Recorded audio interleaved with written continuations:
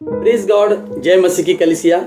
आज का जो भक्तिपूर्ण संदेश है वो भी एक सवाल के ऊपर है, और वो सवाल है, क्या हमें प्रचार करने से डर लगता है?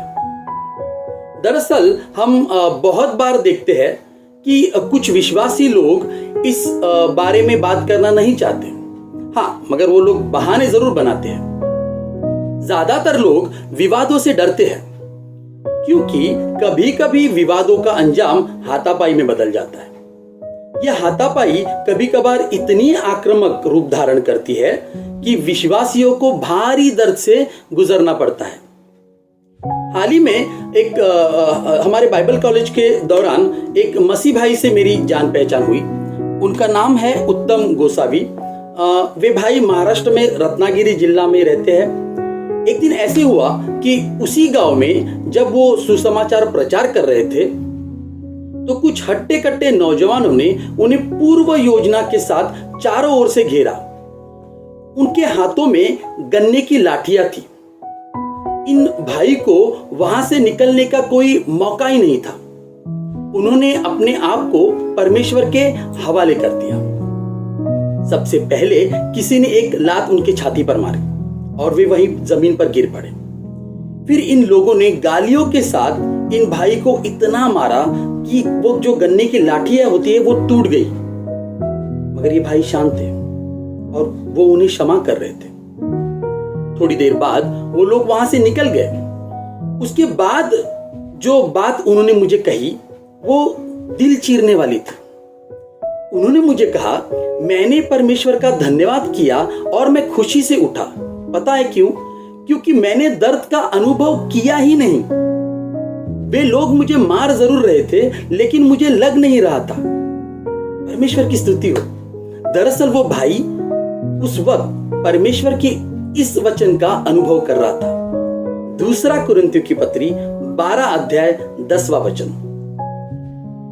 मैं मसीह के कारण अपनी दुर्बलताओं पर, अपमानों, कष्टों और अत्याचारों और संकटों पर गर्व करता हूं, क्योंकि मैं जब दुर्बल हूं तभी मैं बलवान हूं।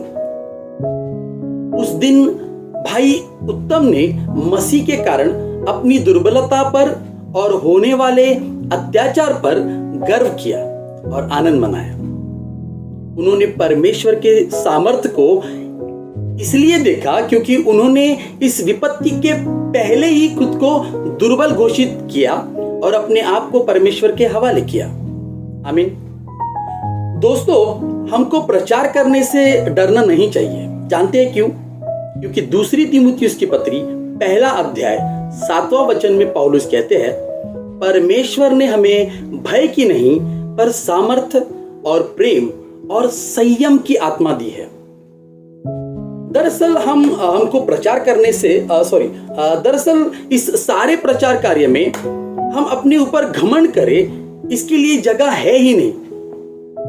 हम फिर एक बार ये जो दूसरा तीमुथियुस की पत्री 1 अध्याय 7वां वचन जो है उसे ठीक से देखते हैं। यहाँ ये एक चेन की तरह है, एक सर्कल की तरह है। इसके शुरुआत जो है वो परमेश्वर के सुसमाचार से होती है और इसका अंत भी परमेश्वर के सुसमाचार से ही होता है।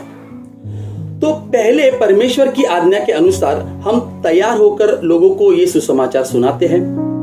फिर यही परमेश्वर हमें सामर्थ्य देता है और विपत्ति से हमें बचाता है, और यही परमेश्वर हमें प्रेम देता है। इस प्रेम की वजह से हम विपत्ति में भी लोगों को क्षमा करते हैं, और यही परमेश्वर हमें संयम देता है और उसके संयम से हम विपत्ति को खत्म होने तक सहते रहते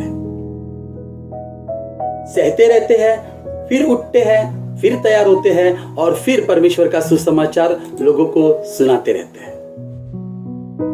तो मुझे बताइए, इस पूरे प्रचार कार्य में, इस पूरे चेन में डर के लिए कहीं जगह है? नहीं। डर तो छोड़ो, हम अपने ऊपर घमंड करें इसके लिए भी जगह नहीं है। आमीन।